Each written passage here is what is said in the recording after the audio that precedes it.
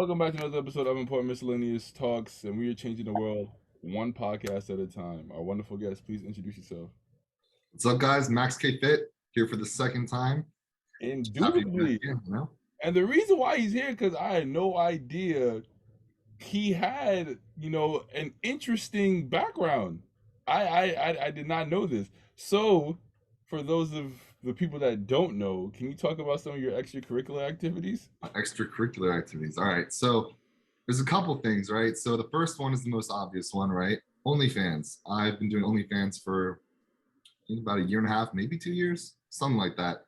And then in addition to that, I'm also a straight male escort. I work for the company Cowboys for Angels. We are the nation's top elite male companionship agency for women. Interesting. So, what were you doing on OnlyFans? So my OnlyFans content is kind of diverse, right? So I started off just doing solo and BG content, BG meaning boy girl, and solo just being by myself. And then I discovered this niche called Findom, which is like, it's kind of weird to be honest with you. I don't understand the psychology behind it because I don't work that way, but it's like, it's pretty easy to do. And basically what it is where these gay guys will pay you tons of money to basically just degrade the fuck out of them. You basically just like insult them and just like roast the fuck out of them. They'll pay for video chats. They'll pay for videos of you just talking shit to them. They'll just send you money just because. And it's really easy and it's kind of fun. And who doesn't like to roast people, right? Like, come on. And, and then the other part that comes to it, that the real money comes from, is what they call cash meets, where one of them will come meet you and you basically, they have different things that they like. Like some of them like to be just like spit on or like slapped in the face. I'll just do that shit, man. Like, I'll stop the fuck out of them. Oh my god. And I record those videos. And seriously, hold on. So they will pay a bunch of money to literally just get slapped, right? Or kicked or like shoved on the floor, or to have you just like take their wallet or something, or just to just talk shit to them to their face. And I also have a couple regulars who basically come and they're basically full-time maids, but they pay to be my maid. So what they'll do is they'll come, they'll clean my entire apartment, they'll take out the trash, they'll do my dishes, they'll do my laundry, they'll pay for the laundry, they'll bring groceries, in addition to the fee that they're already paying just to be in my presence. So, and then on top of that, I record them doing all this stuff, post it on my OnlyFans, and I continue to make money off of that way too. So it's really weird and bizarre, but I fuck with it, So this is for like strictly gay men? Yeah, I mean, there are females who are into it as well. And I do have one who's interested in coming to be one of my subs, but she doesn't want to pay to be a sub, but I was fine with that because there's a demand for that as well. And I don't have any who are willing to pay to be shit on, but they are willing to let me use them to make money off of them, if that makes sense. Wow.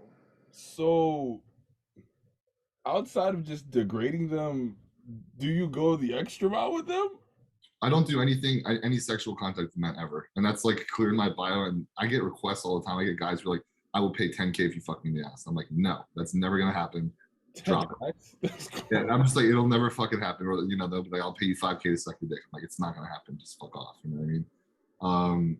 And I get that all the time. And, when people sub sometimes from like my mainstream social media, they're like, I didn't know you were gay. I'm like, I'm not gay. When did I ever like do anything sexual with back? You know what I mean? Like, there's nothing, in my opinion at least, there's nothing gay about slapping some gay fat guy who wants to be slapped. Who's willing to you know what I'm saying? There's nothing gay about that. And you know what? If somebody thinks it's gay, then fuck it. I don't care. That's their opinion. You know what I mean? Like, I know that I'm not gay. I know that I'm into women. That's all that fucking matters, Do they buy these things? Was that?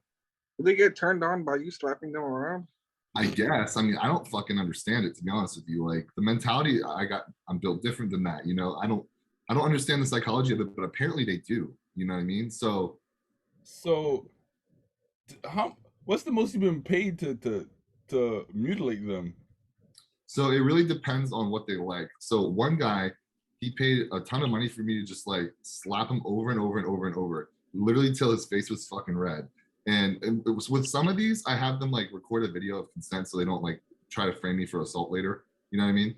So like he paid me like $2,500 for that, dude. And I slapped him like 25 times. Then he took a break and I slapped him 25 more times, took a break. And then there's also like what's called popper drains, where they will literally just like snort poppers and you basically control their breath and you're like, you can't breathe yet, and you like count down until they get like super lightheaded and they get super high, and then they just like give you their money. And you know, I made like 2,500 from one. I made like 1,000, 2,000 from another one. You know, How long? Like how long is that duration?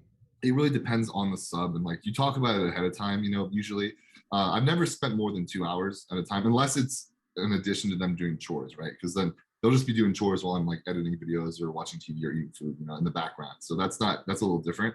But in terms of me actually spending time recording content with them, it's never been more than 2 hours. Oh, do you ever get nervous by how bad you beat in the ass? So I've had subs who were like, they were like, just slap me as hard as you can. I was like, you don't want that, trust me. Like, yes, I do. I was like, no, you fucking don't, trust me. I'm gonna give you like a 60%, and then I'll slap them 60%, and I'll be like, oh, that hurt. I'll be like, yeah, I fucking told you. My arm weighs as much as your leg, bro. Like, you need to realize, like, you want that, but you don't, you know. So I take it a little easy because I don't want to like knock somebody out or like cause any damage or like break a nose or do something crazy like that. So I do take it a little easy on them. And, you know, I'll have them. Some of them will ask me like step on their balls. I'm like, bro, you don't want that. And he's like, yes, I do. I'm like, all right. I mean, I'll do it lightly, but like, I'm not gonna fucking like crush your nuts, bro. Like, you need those maybe later, maybe. You know, so you know, some of them are fucking nuts, dude. And I have to be careful not to do everything that they want me to do to them because like some of it's just stupid. Some of them like want to literally be beat to fucking hell to the point where they're knocked out. I'm like, dude, I'm not gonna do that shit. You know what I mean? Like, it's just a bad idea. Have you ever recommended therapy for any of these individuals? Yeah, actually, I have. I'm like, you might after this session, after I get my bag, I'm like, you should maybe consider seeing a therapist because this is some weird shit. You know, like I don't understand. And this is more at the beginning when I was like new to it, and I was like, what the fuck is wrong with these people? You know, like what the fuck is wrong with these people? But nowadays, I'm just like, I've just accepted it. It's actually way more common than you guys think. Like, Wow. it's way more common than you think. In fact, like, there's a lot. Like, I don't know if you know any gay guys, but there's a pretty high chance they're at least somewhat into that shit. Like, I had no idea how common it was. Wow. Mind So blown. make a good living. You just keep it low key, you know, they don't talk about it. You can make a living off this. Literally, I pay my rent literally slapping fat guys, dude. I'm Yeah, gonna clip that for sure.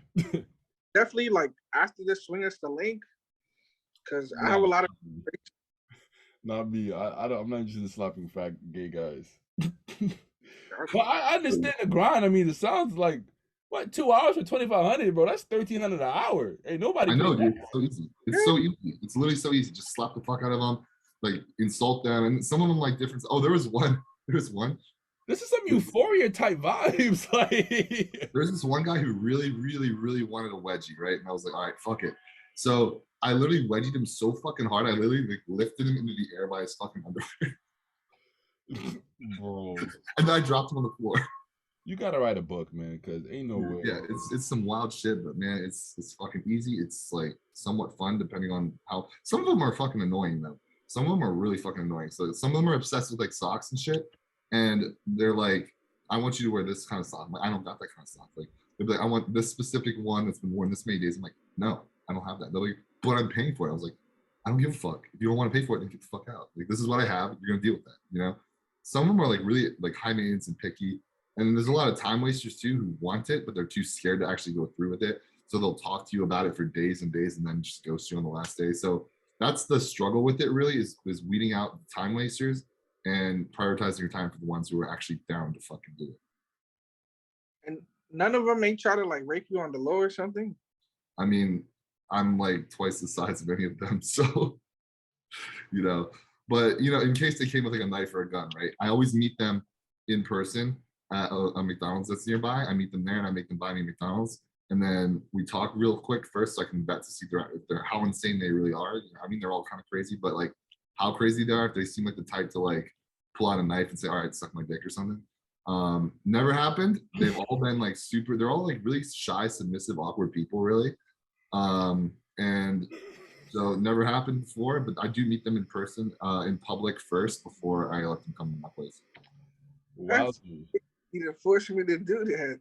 Nah, for real. If you pull out a knife, that's really crazy, bro. Just kill me at that point, right? I know, right? I was like, fuck. But you gotta always be careful because you never know what kind of a psycho. You never know what kind of a psycho's out there. So So how did you get into this field? Like someone must have. I didn't even know these type of services really exist. Well, I kind of had the idea that someone's crazy enough to do stuff like this, but I didn't really know how you contact them. Like, is this a black market? You got to know somebody. Like, how'd you get into this? so I got introduced to it by I'm trying to remember who exactly it was. It was some girl that I used to know, and she was doing that full time. So girls are called goddesses in the findom industry. And so I was hooking up with her a while back, and she like told me what she did, and I was like, that sounds really fucking easy and fun. What the hell? Like, because like realistically, right? For normal OnlyFans content, which I still do, like the straight stuff and solo stuff as well, but you can only bust so many nuts in a day. You know what I'm saying? And then you I get heard that. tired, Trust right? me. You get I'm sure. tired. Yeah, for So, I'm like, this is a way more sustainable approach. I need to tap into this because I can slap as many fat guys as I want all day long if I need to, versus I can't bust infinite nuts in a day and I can't, and there's just a limit to it, right? productive. Yeah. Yeah. So I was like, I need to start adding some of this into my content, and yeah, so I basically asked her about it. I looked at her posts, I studied her posts, and I found other guys who were doing it online. It's primarily through Twitter. Um, and so I basically found all that and I was like, well, I'm gonna start. And so I started and you know, that's where it went. And I got retweeted by a bunch of those like retweet accounts that are in that industry. And basically I broke into it. And I had, what's funny? One of my first subs was actually an online sub who literally just managed my Twitter for a little bit. Just he did it all by himself. I sent him the videos that I recorded and the photos that I was taking and stuff. And then I had him just like create all the posts for me and send it back to me and I would just post them. Oh So it was wow. pretty autopilot for a little bit. He had like a mental breakdown, disappeared somewhere, which does happen sometimes. They just disappear. Because like I said, they're pretty unstable people. Um, but I haven't heard from him in like 6 months or 3 months, but whatever. There's always more. Are are there certain qualifications or certain things that you have to go through in order to be able to do it, or they just see like, okay, you're good, you're like anybody can sign up? Yeah, I mean it's all through online, right? So there's no real qualifications, but I mean being jacked helps obviously because it's part of the persona of like the dominant guy, right? And like coming across as like this alpha dom, that's what they want usually. I mean there is like sub niches, like some of them like twink doms, which is kind of weird. I don't get it, but typically like being jacked, being good looking, all that stuff helps because they like basically they like basically simping for a guy who will never like them and will hate them. That's basically what it is.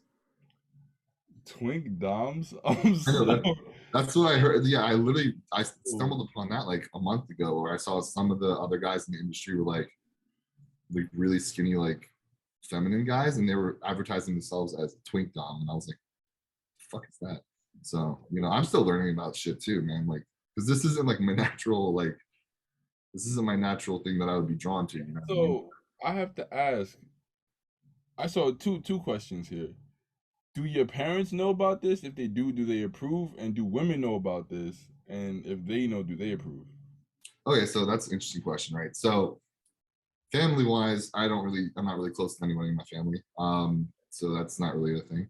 And as for girls, I don't really talk about that. I just say that I have OnlyFans because I am open about that because, fuck it, that's who I am. And if they don't like it, then I'll find somebody else, right? But typically the girls who I spend the most time actually like talking to are other girls who are in similar industries, whether it be OnlyFans, escorting, or Findom also. So I basically talk to other girls in the industry mostly like on a more serious level. But when it comes to just like random hookups, like it doesn't even come up usually. Mm. So you could be in a serious relationship with a female escort. Yeah, I'm a male escort, right? So I mean, Interesting. Okay. All right. You're definitely more modern. So what are some of the pros and cons of the industry? the Findom industry, OnlyFans, or escorting. Well, that's a lot. Let's uh let's True. go. What'd you say, Paul? Shit, you go one by one. Yeah, low key. Go ahead. So we'll start with Findom then. So pros and cons. Pros, easy money, easy money. Cons, dealing with the most annoying, weird people ever on a regular basis. It drives me crazy. I get so irritated by them so much, but they like it when I get fucking mad and I lose my temper. So it's kind of a win-win, you know, like You're bad. The more you know, you can charge them more, right? yeah. So they'll start being really annoying and needy and just spamming up my DMs, and I'll tell them to shut the fuck up. I'm fucking tired of hearing from you. I'm gonna block you unless you pay me 25 right now because I'm tired of dealing with your shit. They'll just be like, thank you, master, and they'll pay me 25. I'm like, well, I guess I'm not gonna block you now. So, you know, it's shit like that where they actually start getting really annoying and I can actually just like lose my temper. Because, you know, when you're dealing with normal people on a normal basis, you obviously control your temper if somebody's irritating you or somebody's like being annoying. You don't necessarily be that straight up with them, like you're fucking annoying. But in this industry, it's praised to be that way. So it's kind of a nice outlet. Like when real life is pissing you off, you can take it out on the subs and they like it and they pay for it, you know? So it's kind of nice in that way. But honestly, subs in general are really fucking annoying people. And I cannot stand them.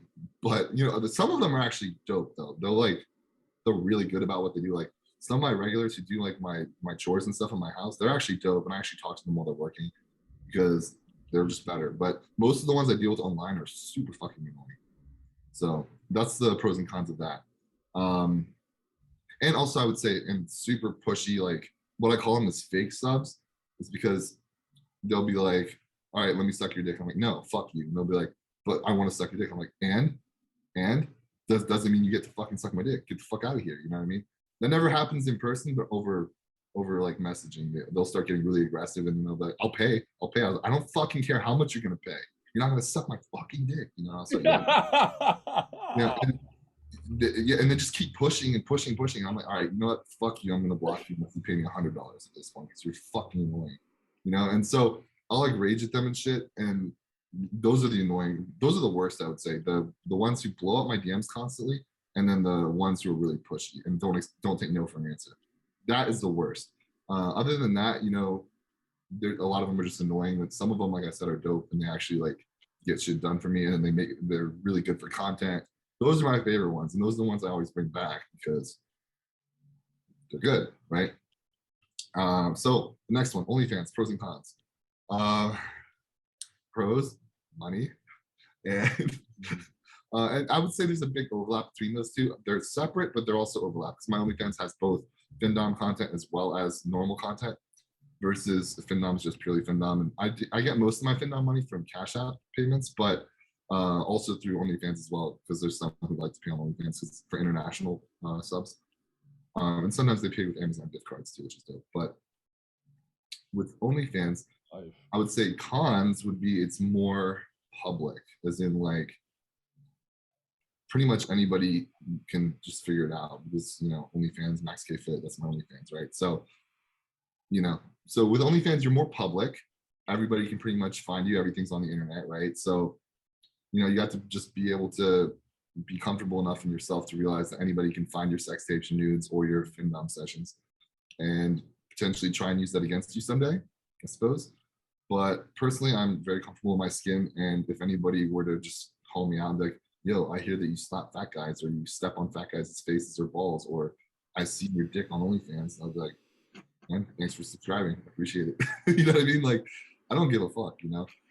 But you have to have that kind of a mindset if you're going into that industry, for OnlyFans especially. And then the last one, pros and cons of escorting. I would say of my three underground occupations, that's probably my favorite one. Yeah, I would say that's probably my favorite one. Well, OnlyFans is pretty good too because it's pretty autopilot at times because it's all online. But escorting is like it can be great and it can be kind of like shitty. It really depends on your client, right? So my best and worst client was actually the same person. So there was this like extremely wealthy, I don't know what her net worth was, but it was at least like 50 million. This chick was like crazy loaded. And she was a total MILF too. She lived in Beverly Hills and then she moved to Vegas. And she would fly me out every single month for 5 days, and she would usually split it into 2 trips. And the arrangement through the agency was that she would pay $20,000 a month for me, and I got 16 of that, and then the agency got the 4.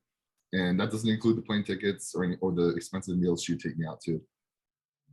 But she was the greatest client in terms of how much she was paying, because the way that it works is you can pay for hours, but you can also pay for what's called a contract, where I'm exclusively your client and you're paying that 20K a month for that for 5 days of my time of your choosing, basically. With, you know, some things with, I can't just drop anything. Like if I have something important, I can work scheduling out, but you get me for 5 days of your choosing, essentially. And as for why she was the best and worst, she was I don't know if you've ever talked to a lot of Russian women, but some of them are a little bit crazy and demanding. So, you know, in terms of she was very easily irritated and hard to keep happy. So I would be like, so jet lag is the thing, right? I'm on the East Coast, she's on the West Coast. So she would fly me out. And for the first day, I was pretty fucking tired, right? I was tired as hell because of jet lag. And honestly, like my sleep schedule is fucked up. So I would usually sleep like 2 or 3 hours before my flight. And then I would try and sleep on the plane, which I would, but that's not quality sleep, you know?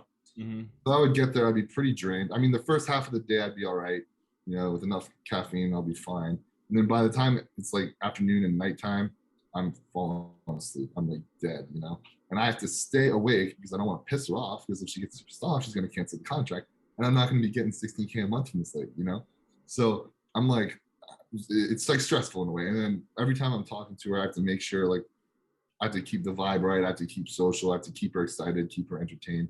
You know, most people think escorting is about sex, okay? That's a component, but it's not the component. Because a woman, even, I mean, she's a MILF, like I said, so she can get laid whenever the fuck she wants. But the problem is, but the thing is, they want excitement. They want romance and excitement. They want somebody, they want a really nice, what it is we're essentially a luxury boyfriend service, right? So they want like top of the notch everything, especially when you're paying 20K a month for it. So I have to be on point as fuck, especially with her, because she was, like I said, the big client. It wasn't a one-off. Most of my appointments are one-offs, but she was, like I said, a returning big client who had me under contract. So I had to be on point as fuck, despite being sleep deprived as hell, jet lagged, and you know, it was just like, it was tough. But apparently I did very well with her, because I was the longest lasting person to ever work for her of the whole agency. And I also broke the agency record. Apparently my agent told me that I was from joining the agency to landing a big contract, it took the shortest amount of time of anybody who ever joined the agency. So props to me right there. But it was a pretty amazing experience with her, because the level of luxury was pretty eye-opening. We would go to, I don't know if you know, a restaurant in Vegas. It's one of the top restaurants in the country, if not the world. And we went there. I was like, she's like, where do you want to eat? And I was like, let's go to Guy Savoy. She's like, okay. I was like, shit, okay. And we went, and the meal was like, I think for the two of us, it was like $1,500. And she's just like, didn't even look at the check, just gave them a card and said, whatever, you know? We were walking around in one of the resorts, and one of those skincare boutiques like called us over, and she's like, whatever. She walks over, they show her some like device that did like some like wrinkle cream or something, right? She's like, oh, that's pretty cool. And they're like, do you want to know the price? She's like, oh, I'll just buy it. And they're like, oh, it's $400, man. She's like, sure, I'm okay. I'm like, oh, let me show you something else. Then they bring out some like laser red light therapy thing, and they give it to her. Like, look, check this out. And then they show her like that it like reduces like, or improves collagen or something. And she's like, oh, that's cool. And they're like, it's $4,000. Would you like to come back and try it? She's like, I'll just buy it. And they're like, oh, okay. Here, take my business card. She just like bought whatever the fuck she wanted whenever she wanted. And it was pretty eye-opening, you know. The first time I came, she had an Audi R8. The second time I came, she had a Ferrari 458, you know, like she just randomly bought shit. She just randomly bought shit because everything was boring to her, which is something I also learned from this experience with her, especially, is that luxury is kind of like a drug that you can build tolerance to. And when you build too much tolerance to luxury, nothing is exciting anymore. And that's what she was living, a life like that, where nothing would really get her exciting anymore. So she would just keep spending and doing weird shit and expensive shit all the time. And it was just boring. Like that meal at Guy Savoy, I was like, did you like it? Wasn't it great? She's like, yeah, it's pretty good. I was like, what the fuck? Everywhere we ate, every expensive, she only eats at 5-star restaurants, by the way. That's it. Every place we went, she was like, it's all right, it's pretty good, you know. And then she would have something to complain about, because nothing is good enough when you have everything whenever you want, you know. So that's actually a lesson I learned, hopefully for the future when I got racks like that, is that even if you have the money to get anything you want, don't, because treat yourself, of course, enjoy life, but don't take it to an extreme 24/7, because you can saturate yourself, and at that point nothing gets you excited anymore and life is meaningless. And that's kind of what she was at. She was never really happy ever. So That I, you set the new standard for yourself. yeah, and then once you're there you can never go back because Yeah, now everything's it's the bare minimum. The Ferrari's the bare minimum. Like once you're there, this your eighth Ferrari. It's it's whatever at that point. exactly, and that's where she was at. She's like, nothing was exciting, nothing was bringing her happiness anymore. So Oh, that was a very interesting and memorable client of mine. Most of my other clients, like I said, were one-offs, where some of them are cooler than others, some of them are really social, awkward, and boring, and some of them are couples, which is interesting. So it's really a mixed bag, and I like the idea of being paid to be spoiled, which is what it is.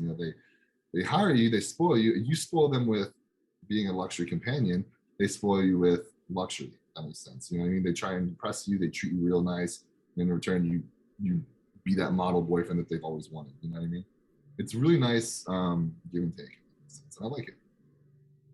And I also like the traveling aspect, which is dope. When they fly me out to different places. I love traveling. I love visiting new cities. That's like one of my favorite parts. She was flying you first class? Yeah. you That's need you need to write a book. So what's the most you ever made in a night from the male escort service? In the night. So my rates are pretty fixed, right? So my overnights are, I think, I need to double check with the website because they change their rates sometimes. The agency handles all the pricing and everything, but I think in a night, I think my rate's like 22,000 something. I don't remember what it is for an overnight. And then if you include the day after, it goes higher. I can send you guys a link to my booking page where it has all my prices listed.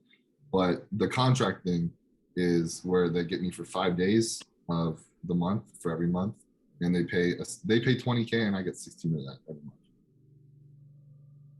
Do you ever keep in contact with your clients, like the one you just told us, like outside of the agency or outside of the contract, on some just like regular cool shit? Yeah. So with clients who are under contract, they just get your number as a perk of being under contract. So they just get your number for that. So I would keep in contact with her regularly. She's dead, by the way. She died. Oh wow! That's why I'm not still working for her, because she died. How old was she? Was that? How old was she? She was 46. May I ask what she died from? If you don't want to answer. Well, I don't want to give too many details because her identity might come out. But long story short is, she basically, this is really weird, right? So I was with her, I believe it was 2 days before her wedding, which is really weird. And I met her parents. I don't know what she told them I was there for. I don't know what the deal was with that, but she introduced me to her parents, and I shook their hands, and I hung out with them for a little bit. We had dinner, and like I said, we picked them up from the airport. So again, I don't know what she told them I was there for, who I was to them, and she never told me a story to tell them or anything. So maybe they were just chill as fuck and they knew exactly what I was there for. Who knows? And then, like I said, 2 days later, she got married to a Russian guy who was a little bit sketchy. And then 2 weeks later, she was dead. Supposedly of COVID, but I don't buy it. I don't buy it. She was very healthy. This lady was ripped as fuck, had every anti-aging supplement under the sun. She was seeing doctors in Beverly Hills. She actually was working with Kim Kardashian's doctor in Beverly Hills. She had all of her home cooked meals. So during the weekends is when she would party and have 5-star meals for everything. During the week, she was very like working out 5 days a week. She had like a luxury trainer who would train her. And then she had a personal chef who prepared all of her meals perfectly, meal prepped and everything. So this lady was a beacon of health and fitness. Okay. I don't buy the fact that she just randomly died from COVID in 2 weeks after her wedding to some Russian guy who I'm sure took all of her money after she died. Yeah, once you catch COVID, that's more than a 2 week process for it to really break down your body. That's kind of Yeah, I mean, she wasn't pronounced dead 2 weeks after, but she was pretty much dead. She was in a coma, medically induced coma with 80% lung damage, and it was a death sentence at that point. She was on life support, so basically dead at that point. And then she died. She was like, they pulled the plug like several months later, but it was pretty much a done deal. Was there a prenup or no? I don't know. That's the thing. Yeah, I would stay far away from that situation. I would have dig for any more details after that. Yeah, because who knows? They might come after me next. I don't know. Somebody read through our messages together on WhatsApp. I don't know who it was, but somebody figured something out. Okay. It's always what, and it's always WhatsApp. No, not for real. I hate that app. How can others get into this field safely though? No. So for male escorting, right? So, well, I would put it this way, right? So for me, I was recruited directly by the agency. Um, the easiest way to get into the industry is to do it independently, because the agency is very like they basically said don't apply. We will pick who we want from the internet, basically. And they primarily recruit from high profile strippers, basically, is who they get most of the people from, like Chippendales guys in Vegas, Hunkamania guys in New York and Vegas and LA. That's typically where they recruit from. Also, a lot of models they'll pick up. But if you don't have like a following on social media and you're not in one of those industries already, I would say you gotta start on Twitter, and you gotta start with your own website. That's what a lot of the girls do, because agencies for girls are less of a good investment, I guess you could say, than independent, because all the most successful girls I know in the industry are all independent. They do their own vetting, they have their own website, they do their own bookings themselves. Now, that's especially scary because as a girl, you're a lot more of a victim, right? So a guy could literally just do some crazy shit. Whereas if you're a guy working for women, it's a lot less likely. I mean, yeah, you could still get like trapped in a hotel room with like a bunch of dudes with guns who are pretending to be somebody they're not, right? But it's a lot less likely when you're a male escort to have something terrible happen. But yeah, if you're trying to get into it yourself from scratch, I would say get a Twitter going, get a website going, and network with other people in the industry is what I would say. And then learn from them, retweet each other, and then start sharing clients, and that's what I would do. Make friends, make contacts in the industry. Got you. So, would you approve of your son one day doing the things that you do today? Absolutely. Interesting. I'm not going to be a hypocrite. As long as he's being safe about it. I would recommend going through an agency for sure. But as a male, because like I said, as a male, the agency is really nice because they already have a following, right? So I don't know if you ever heard the show Gigolos on, I think it was AMC. It's a pretty popular show back in the day, like a few years ago. That's actually the agency that I work for, Cowboys for Angels. The show's about them. So yeah, so they already have a pretty big following already. And they have an agent that takes care of all the vetting, background checks, bookings, everything for you. They do all the flights for you. All the travel stuff is all done through them, which keeps your identity private from your clients, as well as they just handle it. It makes it really easy. And, and they handle all the payments. They do everything for you. Now they do take their cut, which is honestly fine with me. It's not a big deal. It's not that much. 20% is not a big deal. There's other agencies that take like 40, 50. So yeah, so I have nothing to complain about in that regard. And agencies, like I said, they handle everything. They already have a following for you. They can advertise and promote you on their social media pages to a large client base that already exists. Personally, I also have a Twitter account on top of that to get even more exposure and clients that I'm building up right now. I'm trying to build that Twitter account up. So I'm trying to hit it from two sides, but that's basically what I'd say. So yeah, if I had a son, he was interested in doing it, I would not tell him no. I would just give him advice. I would just give him advice on how to do it right, how to not get into a bad situation, how to do it safely, how to do it nicely. And that goes for all three: Findom, OnlyFans, and escorting. Because I'm not going to sit here and be a hypocrite, right? I'm not.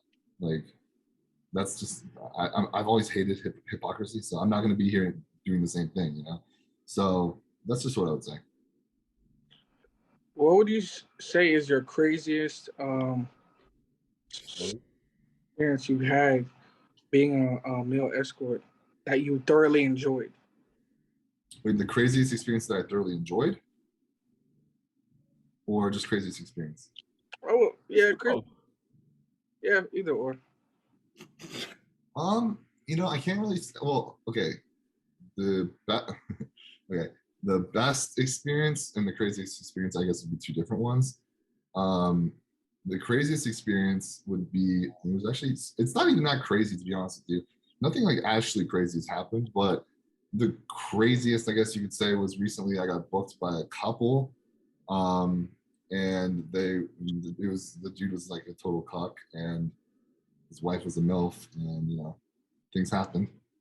But you know, that was like I guess the craziest, but it's not that crazy. That's pretty like common, it's not common.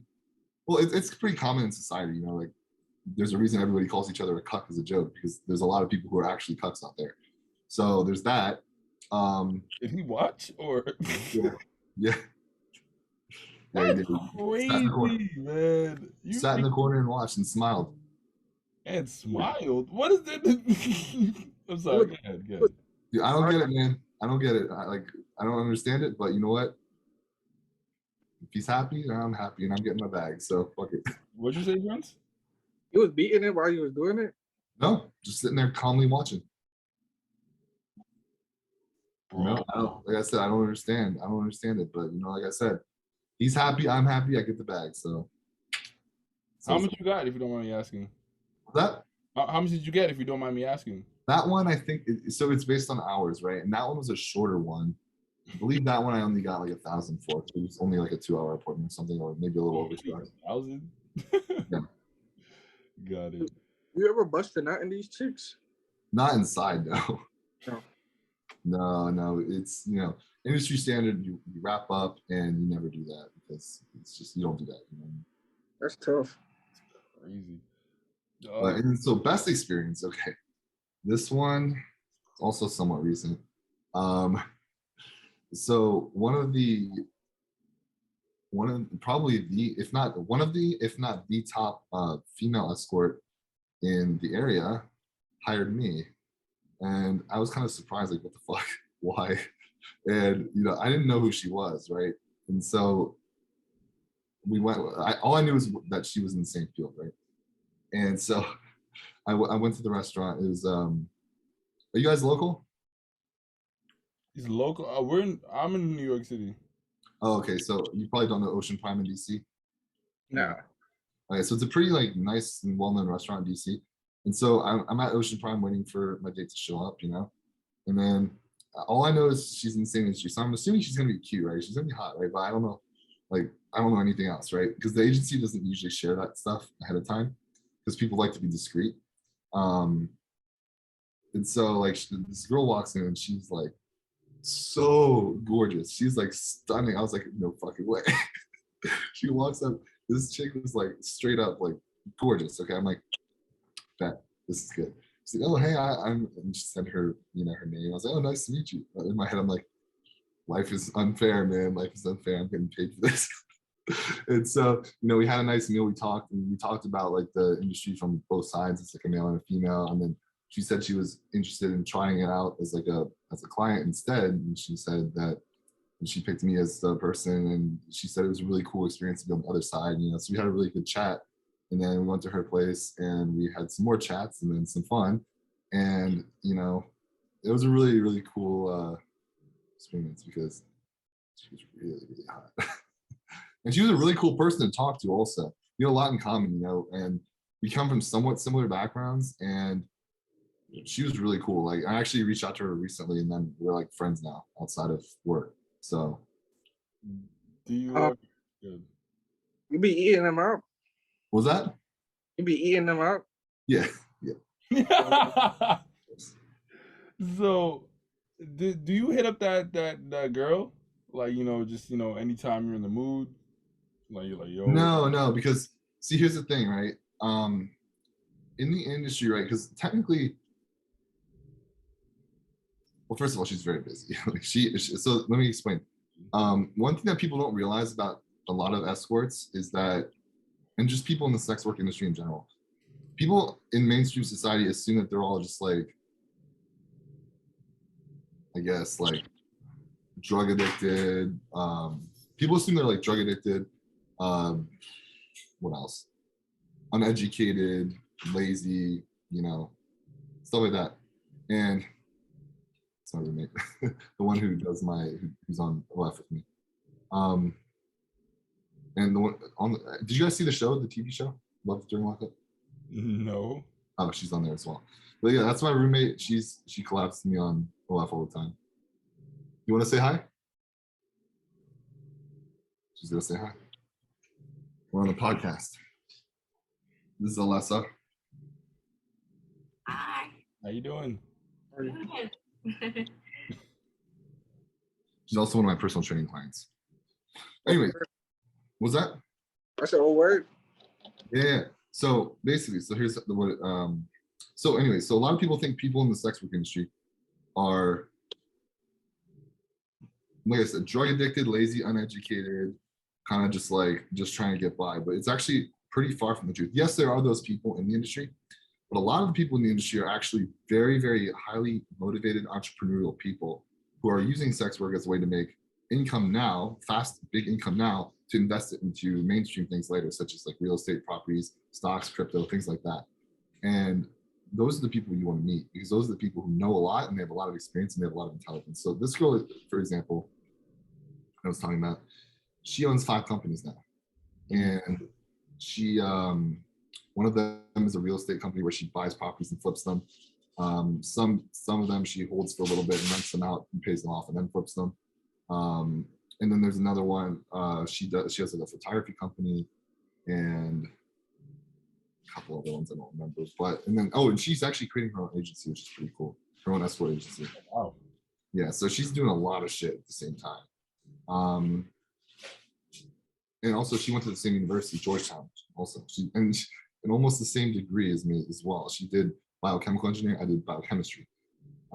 So that's basically to tell you. And I know a couple other ones as well who went to like either Ivy League schools or very high tier schools and did like majors in very like complicated things like computer science, engineering, science, different fields of science.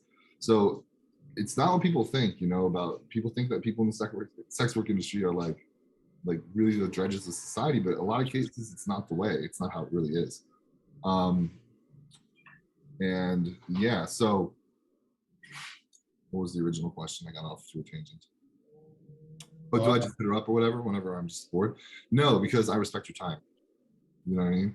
Mm-hmm. Like if we have a meeting, if we have a reason to meet or whatever, we'll hit each other up and we'll meet for that. But I don't just randomly like call them up and be like, yo, what's up? Let's fuck. You know what I mean? Like, because we're both business people. We're both very busy.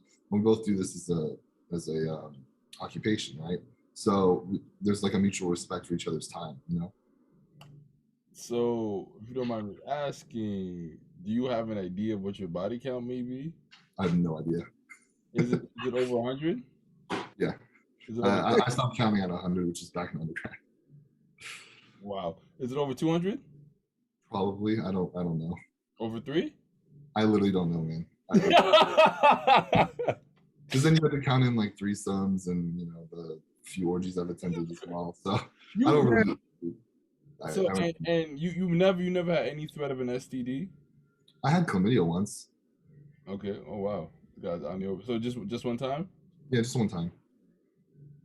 Wow. Oh, that's a lot. That's a lot, sir. That's like 5 football teams, man. Wrap up, man. That's what it's all about. Just wrap up and get tested regularly, and it's all about being smart and safe about it. Do you think that ever affects you, mentally, or kind of devalue sex in a way? Oh, 100%. 100%. Absolutely. Wow. Yeah. Like it's not anywhere near as exciting as it was when I was in college. It's not. It's kind of like not always. Sometimes I'm more excited than other times. Sometimes it's just like a thing that just happens. It's just like, oh yeah, it's time for that now. It's like it's not like the thing where, yeah, it's not that thing where it's it's time to fuck. Hell yeah. It's just kind of yeah. Okay. Is it hard? That changes sometimes. Sometimes I am more excited, right? But it's definitely lost the magic it had when I was younger. Does it make it hard to bust that way? No, it doesn't. It still feels good. It's the psychological aspect. It still feels just as good always. It's more so the psychological aspect. It's not as like alluring. It's not as something that I think about as much, Wow, that's real interesting. Yeah, it's kind of like what I went back to with when I was talking about luxury is like a drug, so is sex. If you do sexual things all the time, it loses its magic. It loses its allure, you know? How many bodies would be enough? Will there ever be an amount where you're like satisfied, where like, oh, I'm good? Well, I mean, I'm not actively like trying to get laid 24/7 anymore. Right. That's the thing. So I'm already good. You know what I mean? It's more so like for work and for the occasional time when there's somebody I'm actually interested in. Golly, bro. I don't think I ever want to get that high. Lord. Yeah, I mean, it's not like It seems I so wouldn't say it's a stressful good as thing. well. I wouldn't say it's a good thing, honestly, at all. It's not because I mean, it's a lot more. It was a lot more fun back in undergrad when I was like, I'm trying to get laid tonight. Hell yeah, who's gonna be? You know, now it's just kind of like I said, it's only on occasion when I see a girl who's just like stunning, and I'm just like, damn, I want to go talk to her. You know what I mean? And that's not as often, not even close to as often anymore. Very rare actually. So, you know, yeah, it's just like kind of routine at this point. It's crazy. So the women that normally ask for your services, what's the age range of them? It varies, you know. It's been anywhere. The youngest ever was the one I mentioned, who was in her early 20s. I know, right? She's already that wealthy in her early 20s, kind of insane. And then the other one I Russian mentioned, girl? no. She was Oh. 46. Talking about the one in DC. She was like the one with 5 companies. Mm-hmm. Yeah, so she was in her early 20s, and then she was the youngest one. Oldest one was 50, early 50s. I don't remember exactly, but again, so here's the thing: a lot of people wonder, they're like, are you just like seeing these like old fat ladies? And I'm like, no, actually, most of them, because they have a lot of money, most of them are actually like, they take really good care of themselves. Like I've never had a client who's just disgusting, ever. They're always like on the MILF spectrum every single time, which has been pretty awesome, honestly. Because I'm sure there are some out there who just don't even care. But everyone that I've ever had has been like at least somewhat in the MILF spectrum, you know what I mean? Some more than others. But I've never had any extremely large women or extremely like wrinkly grandmas or anything. They've all been like very, very good about self-care. So You don't like BBWs? I mean, it depends, you know, it depends how far it goes. It's a fine line. There's a line, yeah. I mean, I tend to prefer fit girls in general. What about what's the age range, no homo, of the men that you beat up and roast? Well, the Findom guys, the age range, so that also range, it's about the same. You know, I mean, the oldest one that I've ever had that is actually one who recently paid to be one of my servants in the house. He said he was 42, I believe, but I'm thinking it might be cap. He looks more like he's like 35, to be honest. And a lot of them do, like, they'll literally lie about stuff just to like make their fantasy more real. So I've had some who will like lie and say that they're like a millionaire CEO, and it's like fucking obvious that they're not. They just like the idea of being a CEO who's subservient to a young 20s guy. So they'll just play along that role. And I'm just like, fuck it. Whatever you want to tell yourself, just get the fucking work and pay me. You know what I mean? So, I mean, he might just be capping that he's 42 and he's probably like 32 or 33 or something. And then the youngest is like, probably like, I think he was a recent guy. And this guy actually, this one actually is a CEO of a pretty large company. I think he said he was in his early 20s. He dropped out of, or he finished high school, he dropped out of college to start like a company, and he was very. Bro, what kind of trauma you going through at the age of 21 to freaking get beat up? Do you know what company he was the CEO of? Or I do not, I'm not gonna like say because offline? Is that? We can say it offline. I don't know. Discretion is really important. You know, like you have to be discreet in this industry, and I don't want to like potentially leak the Is it identity. like a really well-known company?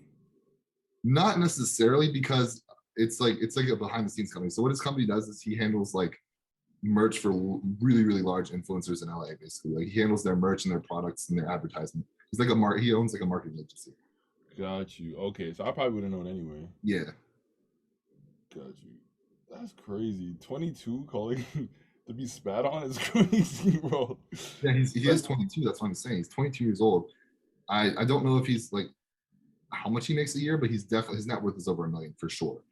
And he's like, you know, he's young, extremely successful. He's the one who I wedgied. Yeah, that's him. Bro, did you recommend therapy to him? No, because when I talk to him afterwards, because you know, whenever I meet somebody who's highly successful for their age, I always try and pick their brain a little bit So after the session, I like when we were done, I kind of sat down. I had him bring me coffee, make me coffee, bring me, and then I just asked him about his business and like how he got into it, and just like picked his brain a little bit, took some mental notes, and then sent him on his way. Wow. Well, go ahead, Prince. We got servants. Yeah, I have a staff now. This guy just. Oh my God, yo, this has been phenomenal, man. Lord have Yeah. mercy. I had a blast. That's all the questions I have for you. I think that's all the questions I could take, man. Wow. Yeah, honestly. Please, please, keep doing what you're doing. If it makes you happy, please write that book. Will do. I need that book. That's gonna be a movie one day. It should be. It should be. You know, I'll pay myself.